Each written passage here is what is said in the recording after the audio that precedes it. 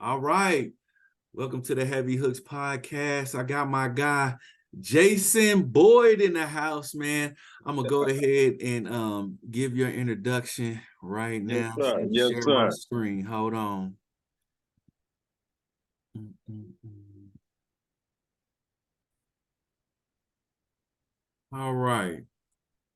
So this is Jason Boyd. He is a life consultant and an anger management counselor. He's been working with children for over 25 years, which includes IPS, Indianapolis Public Schools, and with a private mentoring organization. He's a licensed basketball and volleyball referee, and he's coached varsity football and varsity volleyball.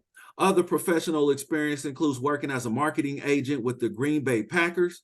He's worked in the real estate industry and the entertainment field. Lastly, he is a published author. His book is called The Reasons Why Relationships Suck, but Dating is Worse. And his book is on Amazon. And I'll make sure when this is over, everybody has to link to his book. Yes, All right. indeed. Let me stop sharing. All right. So I invited Jason. He's a great friend of mine, a great brother. And from his experience, I hope everybody can see why I want him on the show. And today we're going to talk a lot about education and relationships. So, Jason, why did you write this book, The Reasons Why Relationships Suck, but Dating is Worse? Um, well, to be completely honest, with my work that I've done with kids, um, what I noticed that a lot of them were going through different situations when they arrived at school or when I got them as far as mentoring, and a lot of that stemmed from what was going on at home. And what was going on at home was honestly a lot of not so great relationships between mom and dad or whoever mom was dating at that time or whatnot, and that carried over into the child, and they brought that with them. So I wrote the book really specifically for women, trying to help them understand the dating world a little bit better to strengthen them in the dating world and in the relationship world. That way they can get more of a grasp and more of a handle on that aspect of their life to try to help their children not be so stressed out about what's going on at home. Love it. Okay. So, education, this is a process of teaching and learning. So, according to you, why do you think there needs to be some sort of education of relationships for both, young and old people? Why do you think education of relationships is important? Um, because it's dating is not a, I wouldn't say it's a natural thing. Mm. Mating for us is natural. Uh to What's the procreate difference, is Jason? natural. What's the difference? The difference is the intention. Dating is the getting to know you phase. The dating is the taking you out phase. Dating is the meeting the family and discussing your likes and your don't likes. And as we've grown in this culture, it gets different with every generation. Okay. And I think that what has happened now, we've seen it on a level we've never seen it before because of honestly, probably the biggest factor is technology. Mm. And what do you mean by that? What do you think technology wise has changed the dating scene and mating scene? Well, okay, so when dating first really got introduced, because think about it, we started off there was really no dating. There was more of a the families put the kids together. It was Oh, arranged arranged. Yeah, everything was arranged. arranged Okay. marriages. So dating is a relatively new concept. So in that, And a lot of people probably won't believe you, but if they go back and read the Bible or the Quran, they'll see what you're saying is true. absolutely, absolutely. Even if they go to Africa now, there's still a lot of arranged marriages. Right. Honestly, in the higher echelon of society, there's a lot of arranged marriages. If you see families that are millionaires and billionaires, they're just not letting their kids date whoever. They're actually purposeful in who they're going to get with, who they're going to mate with. What family does he come from? You do the research on that family. That way you can build what a lot of people like to call generational wealth. Facts. So, in that, it's still a level of arranged marriages or arranged relationships. So right now, what's going on is like when you and I were dating, when our parents were dating, like we started dating in what, the 80s, the 90s, and in that, you had a house phone. So Yeah. when you met a girl, when you met somebody, you had a house phone. You exchanged numbers, and you had to have a certain type of decorum when you called the house phone. You And couldn't why just is that, call Jason? Why? because anybody can answer. Mm, Their mm, father can answer, their mother can answer, their little brother, their little sister. So there was a way that you had to be when you called that home. There was a certain type of demeanor that you had to have. You had to have a gentleman quality to you. Hi, Mr. and Mrs. Smith. Is Elaine there? This is Jay. You had to explain who you were because they would question you. Now you had to. There was a filter, so you had to walk the gauntlet between mother, father, little brother, little. They gonna question you. Who are you? What you calling here for? So you right. had to. So you had to be a certain way when you did this. You had to call at respectful hours. You couldn't Hmm. just send a text message whenever you felt like it. You couldn't call in the middle of the night or whatever the case, or FaceTime. You were calling between. It was like your boy from Five Heartbeats. My hours are from 9 to 5. So you had to call within a certain guideline in order to even uh, give her a good representation of who you are. You had to play the role. So Facts. in that, that helped define gender roles. Okay. That was your introduction and your understanding to what your role was now. I agree. And Yes, sir. so then you're saying then when this new technology is introduced, it removes that filter. People don't have to Absolutely. go through the gauntlet anymore. They can be more Absolutely. disrespectful and nasty. Absolutely. Absolutely. Absolutely. And now the sister doesn't have the protection that she had of Okay. having a father or a mother help you identify who this person may be. You know what I'm saying? If he comes a certain way, if he calls a certain way, if he speaks a certain way, and we have more family back then. So now, if he wasn't approved by the family, it may not come off. All He right, may that's a not get to great point. date her. That's a great point. Well then talk about also how the government affected the relationship and the mating and dating too, especially with the government being able to offer, welfare benefits to single moms. Oh yeah, now that what that did for the black community is it took the man. They systematically did their best to take the man out of the home.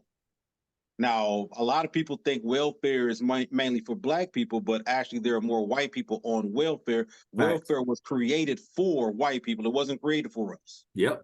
We just we just banged on the door enough and did enough that they had to extend the benefits to us. But it was mainly meant for poor white people. Correct. So when they gave it to black people, one of the stipulations was you can't have a man in the home.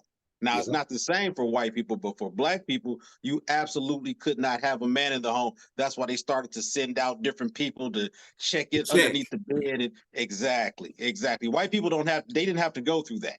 Right. Yeah. They have to go Me and my through mom was just talking about that. I'm at my mom's house now. We was just talking about that. nice, We was giving the nice. kids that history. Yes, yes. So So that go ahead. What was you gonna no, say? no, go ahead. My other question was oh, do you think gender roles are important and why? Oh, absolutely. I think everybody gets thrown off by the term roles. Okay. Um, excuse me, but they're absolutely gender roles, and they're like in any situation, any team that you're on, any uh, time that you're dealing with other people, there's a role that you're going to take on.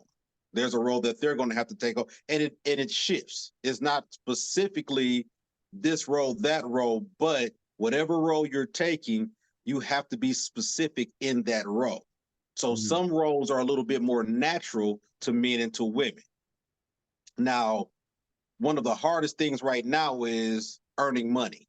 And Mm-hmm. that's probably the biggest gender role that everybody seems to have a problem with, is who's going to be the breadwinner in the house. So it went from women barely barely being able to work and not making enough money to sustain a complete family, and that was the man's role, to now it's shifted a little bit and the Mm-hmm. jobs are more geared towards the women, and it's not exactly geared toward the men. And you don't have the factory jobs, you don't have the Thank you. jobs where you don't need a high school diploma or a college degree, but you can still make enough money to have a family and your family be able to live off of. So those jobs are gone now. So as those jobs faded out, the role of the man, his role in the family dynamic kind of got skewed also. Yeah, especially then when you add in the crack epidemic on Oh top of my that, and God, yeah. deindustrialization, all Oh, of that. absolutely. Talk Absolutely. about that. That negatively affected, Black relationships.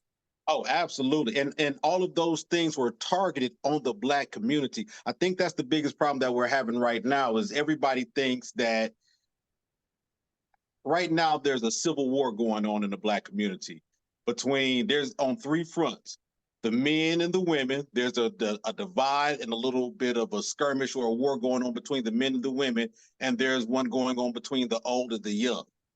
Good And one. all Yeah. of these have been orchestrated to keep our people divided, so we're not Mm-hmm. strong enough to deal with what's going on in our community right now. So we we're we're at odds with each other, and it shouldn't be Yes. that way. But crack was one. uh, the job equality is another. Education is a big one. And Mm-hmm. right now the biggest that we're going through, which was probably more powerful than crack and education at this point, is social media. Okay. What you think the social media is worse than crack? Absolutely. Oh, you got to Absolutely. explain that one. Absolutely. I got to hear If this one. when you smoke crack, you had to, number A, pay for crack. You know what I'm saying? Mm-hmm. And number B, if you smoke crack, you were frowned upon. That's That's a true. crackhead over there. Oh my God, this person did. You were, oh yeah. And it was geared at a certain age. There may be a few kids who smoke crack, but it was more for, I would say, 25 and up, in that age range. Social media, you got 3-year olds on social media. That's true. Every kid has an iPad, has a phone or whatnot, and they can just go to anything with no guidance, with no boundaries on it whatsoever. So now everybody's affected by it. Got you. I see what you're saying. Okay. Yeah, All right. and it's accepted. It's Yeah, yeah. almost frowned upon if you're not on Not social on it. media. Right. You're a Nobody weirdo. frowned upon you if you didn't smoke crack. Like, oh, what, you ain't smoking crack? So that wasn't frowned upon. That's true. That's true. Okay. All right. I'm with you. I'm with you. Yes, sir. Um, let's see. All right. What about Kevin Samuels? What impact do you think he had on the Black community? Uh, Once again, Kevin Samuels actually was a great speaker, and he had some phenomenal points. A lot of my sisters, a lot of people don't understand, when Kevin first started, he was really gearing everything that he did towards the men. If you go to his early history, he didn't really he talked about how to become a valuable man for the Black community as well as women. So he was at the men tough for about Mm-hmm. a good 3 years or so. That's all he did, was talk about the men and what you need to be, and stop living on your mama's couch and get you a job, have your plan. He even told you what colognes to wear, what Yep. what outfits with what and whatnot, just to be a presentable man. But as it evolved, he started talking to the sisters. And when he started talking to the sisters, that's when he blew up. And Kevin was a very learned man. He came at you with facts. He came at you with statistics. It wasn't just his opinion. He had his opinion, but he always backed him up with facts or whatnot. And he was well spoken. And he kept it, as the kids would say, he kept it 100. No matter what he was talking about, he kept it 100. He kept And it after a 100. while, nobody, I won't say nobody, but a lot of people, he got a lot of pushback because, like I said, right now, we're in the midst of a civil war, but the civil war has actually been put upon us. It's not something that we just did ourselves because we don't like each other, but this is what this system does to us. Okay. What this is a part of white supremacy that nobody likes to talk about. So we're just trying to basically uh balance the budget from the bottom. We're I not agree. looking at the 4,000-pound elephant in the room, which is, since white people have known us, they've been at war with us, and they've done everything that they can to degrade us and disintegrate the black family. No, I agree. And I think that so before I did this podcast with you, I've been doing podcasts with my family. And in the videos, I'm telling other people, whoever's watching it, hey, this is what you should be doing with your family. You should be Right. using social media. You should be watching movies and listening to music together, like we used to do in the past, where we had one Absolutely. radio, one TV, and we were Absolutely. forced to talk about the movies and music. But we should be Absolutely. dissecting it and talking to the youth about how our society is trying to twist our minds so we fight against each other. Because I agree with what you're saying. So to combat that, I think as families, we need to get together and talk about it, especially during the holiday time. What do you think about that? Oh, that's absolutely correct. But to do that, now you need a head of the family. That goes back to Somebody's got what to we be was in just charge. talking about. Somebody's got to be in charge. So, and somebody, if the person that's in charge has got to be respected, and they have to be knowledgeable. Fact. So, okay. So to your point, on one of the videos at the end, the last one I made, I said, Mom, this couldn't have been done without you. Without you saying, hey, Rodney, these kids need to learn about slavery, sharecropping, Jim Crow, redlining, then we wouldn't have had that opportunity. Because like you said, she was here. My dad wasn't here at the time. But without Right. her saying, hey, yes, kids, everybody sit down, y'all gonna listen to Rodney, then that wouldn't happen. So I totally agree with you. Absolutely. Absolutely. And we don't have enough of that. And it's funny right now because everybody wants to be in charge, but no one wants to be the leader.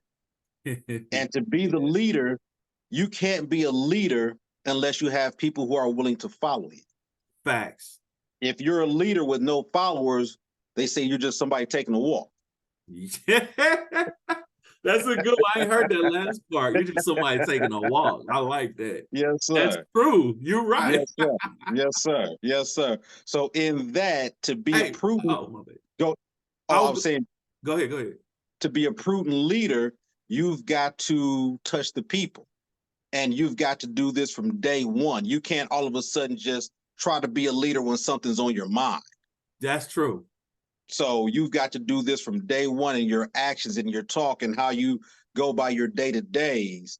That's what's going to make everyone want to follow you because they see the success that you have as well as your knowledge about different things. So they're going to come to you about, hey, what's this, Brother Rodney? Oh, man, what's this? Oh, you know about? So the more knowledgeable you are, the more prudent of a leader you're going to be because all of us have questions. So if they have, Mhm. that's what makes that person the leader, is you're the question answer. That's That's why true. parents are the leader in the home. The children don't know that much, so the parents are the ones who let you know what's going on. But as a parent, your job is to not only let them know information, but to guide them. So in Correct. order to be able to guide them, you have to put certain guidelines on life, certain restrictions. We can't do this at this time. You can't just give a child a phone. You can't just give a child an iPad. You have to put certain restrictions on there. That way you stay in the guidelines in order for me to even monitor what it is that you're taking in so I can help you understand what it is that you're reading, what you're seeing, what you're taking in or whatnot. Okay, then that means everything you just said we need to apply to relationships, and the youth need to understand that's what we're doing. When we put restrictions on who you can see, when they can talk to you, that's what we're doing. We're being your eyes and ears so that when you get into this relationship, it develops in a way that's going to be sustainable and positive. Oh yeah, absolutely. But the kids are going to push back. I mean, They're, yes, sup- of they're course. Just like supposed to push the back. teams that you coach, nobody is always like, "Yay, coach, let's do all the drills you said." Absolutely. And the one thing that I found out about coaching, you've got to have other coaches. Facts. It doesn't work with just one coach. It barely works with two. I Like agree. they say, it takes a village. It takes a village to raise a child. It takes a village to raise a relationship. You have to have different people that you can go to, that you hold in some regard, that are knowledgeable, that you uh, appreciate, and that you look up to, that you will actually listen to and gather information from. But a I lot of agree. times we don't have that. So that's one of the biggest problems that we're having in the Black community is parenting is a job meant for at least two. At At least. least, are y'all listening? At least. So when you don't have that, now the children, a lot of things slide through the cracks. Yeah, A that's true. lot of things slide, and especially if you have more than one child, it's easy for things to slide through the cracks, especially if you have one person that's the breadwinner. So now this person's working, they're trying to hold down the mortgage and the car notes and pay all the bills, and you got more than one kid, and now we got technology. It's not like you just in your room playing G.I. Joe or something like that. Now you got a whole phone, you got an iPad, so different things that you're encountering, that you're experiencing or whatnot, that the parent isn't even privy to. They're giving you something basically to babysit you, Yeah, that's true. to keep you occupied so they can do what they feel like they need to do or have to do. So now the child is being bombarded with so much different information. They don't even know what to come to the parent about. It's Yeah, that's just coming true. at them. Yeah. I agree. I'm with you. I'm totally with you. Yes, sir. But Yes, that's sir. why you say it takes a village, and we have to offline. I also said this offline. We need to be with each other, helping out Absolutely. family and friends. Like kids Absolutely. need to be around you, and vice versa. Absolutely. Absolutely. We need to be more outside. But see, now that comes down to we don't have Black communities because we don't have Black families. Right, right. So it's a little bit different when Different. it's different when there's a boyfriend staying with you as opposed to a husband. A boyfriend may or may not be out here cutting the grass and washing his car or whatnot. That's how we had Black communities. The men were outside, the lions were outside. So if Mr. Smith is over here cutting his grass, then Mr. Johnson probably cutting his grass too.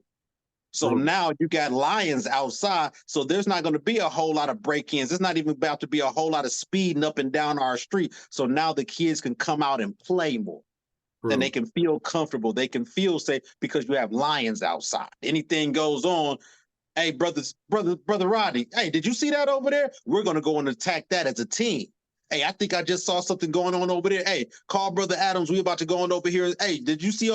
So as a team, now we have formed this bond, and we're able to do what one of the biggest things as far as Black men is protection. Protection. Yeah, I'm And with. that's why a lot of the children right now and a lot of the women aren't looking at men the same way, because we're not providing the foundation of what our gender role is, which is protection. Yeah, I definitely can see that. And okay, well, let's flip it then, because we always hear about how Black men are not doing the things that they're supposed to do. What about the women? Because they're part of the community too. The women have been empowered. Like I said, there's a civil war going on, and this is not by accident. So if I Mm-hmm. can have the women go against the men, or the women have disdain for the men, now the women have been empowered to a level, to be completely honest, they don't even want. Mm. They don't even want it, but they feel entitled to it. I've got women right now. There are so many women right now who are basically trying to get reparations for what they think their mamas and their grandmamas went through. Please go further. What kind of reparations they looking for, and how were they done wrong by the mama and grandmama? Well, they weren't done wrong by the mama and grandma. They think the grandmamas and the mamas was done wrong by the grandfathers and the fathers. Ah, okay. So All right. now we, as men, we owe for what happened to them. Got you. Okay. I'm not about to sit up here and be quiet and just be in the back and just take this and this and this. I'm not going to be doing all of that because they hear all the horror stories that went on. All the extra family members that they're finding out as they get older. Absolutely. Absolutely. Okay. Absolutely. So they're like, I ain't going to be done like that. I'm not going to sit back and be quiet. So now they're taking it out on us. Mm-hmm. So now before we can even get our foot in the door, before we can open our mouth, they telling us what we ain't going to be. I mean, that's true. You ain't going to do this. I ain't about to put up with this. I ain't about to settle for this and this and this and that. And the difference between men and women, one of the biggest differences is women are emotionally driven. Mm-hmm. They're driven off their emotions. And they're not, your feelings are not facts, but your feelings are what fuels your actions. Yes. Okay. So they don't care that much about facts. They only care about how they feel. Okay. So And how your do we deal with that? That's hard. That's a tough one. That's why we at war right now. That's hard because you can't get your feelings wrong. And if a man tries to tell you how you should feel, that's offensive. If anybody tells you how you should feel, it's almost offensive unless you respect that person. But there's no respect for the black man right now. Right. Okay, good. All right. I'm glad you're admitting that. There's no respect for the black man right now. And when I wrote the book, what I was trying to do was empower the women. Once you're empowered, you don't have to try to take power from somebody else. Facts. So if you're feeling good about yourself, I don't need you to stroke my ego and make me feel good about me if I feel good about me already.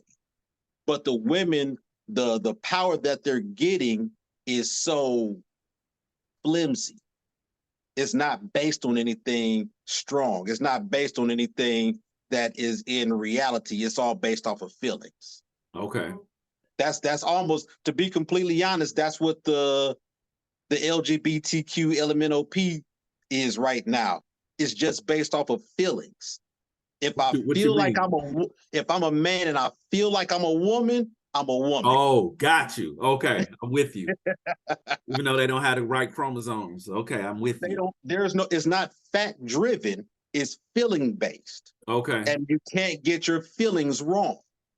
So now we got pronouns now. Somebody can call themselves they. You're an English teacher. They is not singular. Right. That's true. But now it's singular. Refer to me as they. Yeah. That's a feeling. That's not fact. So right now, our kids and everybody else is being bombarded with feelings. True. And that's putting everybody else at risk because now we have to go along with whatever you feel. Today you feel like this, tomorrow you feel like that. So I have to gauge your feelings. I can barely gauge my own. Especially and now I have to, come on. So that's where we're at. That's why the women are so empowered right now, because everything is based off of feelings, not facts. True. Okay, well, we're going to keep it right there. We're going to end it right there so we have more space to come back and talk next time. Yes, sir. I appreciate you being on the show. And next week, we're gonna keep it going. What'd you say? Go ahead. It was a pleasure. The pleasure was mine. I appreciate you, big bro. I appreciate you too, man. We're gonna keep this going. This ain't the end, y'all. So y'all can hit us up in the comments and let us know other topics you want us to cover, and we will be sure to cover those. So thank you, Jason, and I'm out.